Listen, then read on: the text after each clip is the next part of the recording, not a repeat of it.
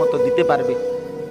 আল্লাহ তাআলার পক্ষ থেকে ঘোষণা হবে, সাদাকা আব্দি, আমার বান্দা সঠিক উত্তর দিছে।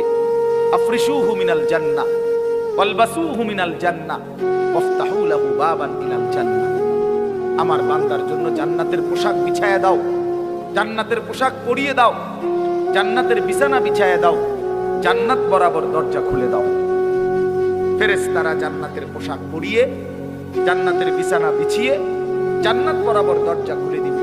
ইউফসাহু লাহু, এবং তার কবরটাকে প্রশস্ত করে দেওয়া হবে, চারিদিকে 70 গজ, 70 হাত। অথবা আরেক বর্ণনা আছে মাদ্দুল বাসার, চোখের দৃষ্টি যায় যে দূর, এর দূর চতুর্দিকে ইমানদার নেককারের কবরকে প্রশস্ত করে দেওয়া হবে। এই সুন্দর প্রশস্ত করে নেককারকে শোয়াইয়া জান্নাতের বিছানা পোশাক পরাইয়া ফেরেশতা বলবে, ভাই